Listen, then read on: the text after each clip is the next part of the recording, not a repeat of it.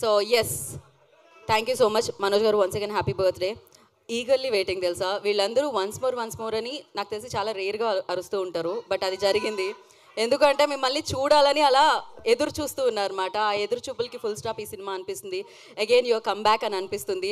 మామూలుగా lady luck అంటాం, lady లక్తో పాటు బేబీ లక్ కూడా ఉందన్నమాట. సో ఉస్తాద్తో ఆఫ్ కోర్స్ బుల్లితెరతో మమ్మల్ని అందరినీ పలకరించారు. అండ్ మీరా is the perfect film for your come back అని అనిపించింది నాకు. And congratulations for that. And first before you start అంటే అడ్రస్ యువర్ ఫ్యాన్స్, నేను కొన్ని క్వశ్చన్స్ ఉన్నాయి, I want ask that. And ఇవాళ ఎన్టీఆర్ గారి బర్త్డే కూడా. First will finish the speech and దాని తర్వాత విల్. అందరి నమస్కారం.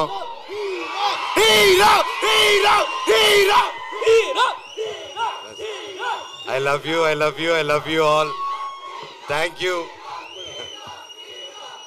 ఇంత ప్రేమ నా మీద చూపిస్తున్నందుకు థ్యాంక్ యూ. 8 సంవత్సరాలు.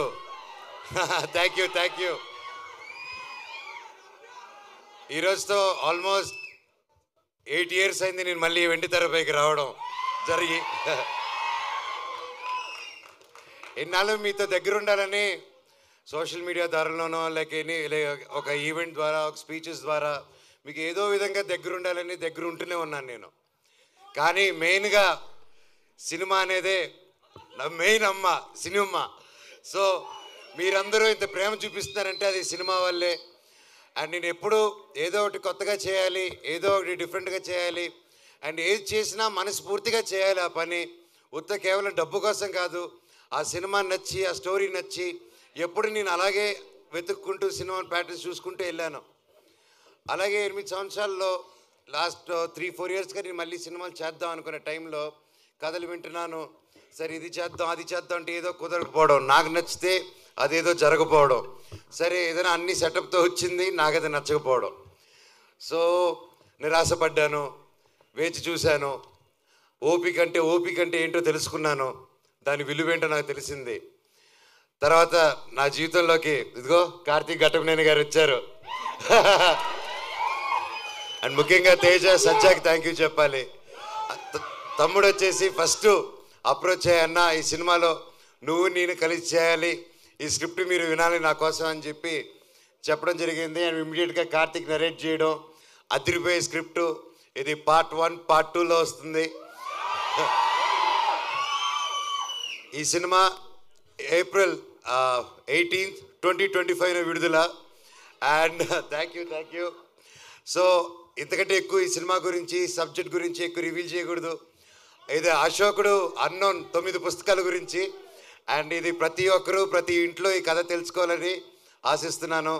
అండ్ లుకింగ్ ఫార్వర్డ్ ఇంకే మరెన్నో సక్సెస్ మీట్లకి, గొప్ప మీటింగ్స్కి మనం కలవాలని కోరుకుంటున్నాను. ఇక్కడ విచ్చేసిన ప్రతి ఒక్కరికి శిరస్సు వంచి దండం పెడుతున్నాను. Thank you so much. అలాగే నా మిత్రుడు తారక్,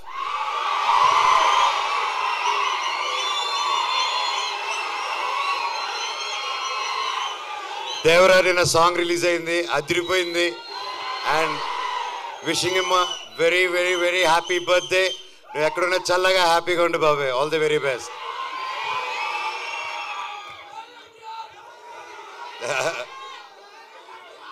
అలాగే ఈరోజు భక్త కన్నప్ప టీం కూడా నా బర్త్డే సందర్భంగా వాళ్ళు లాంచ్ చేస్తున్నారు టీజరు.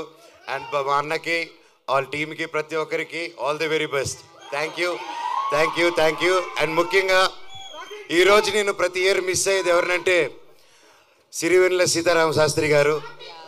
ఆయన పుట్టినరోజు కూడా ఈరోజే. ఆయన ఎక్కడున్నా ఆయన చల్లని దీవెనలు మా మీద ఉండాలని, ఎప్పటికీ ఉండాలని కోరుకుంటున్నాను.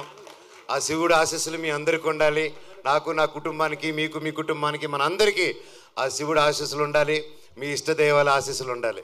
Thank you so much. వందే మాత్రం. Love you all. Thank you Manoj garu, thank you so much.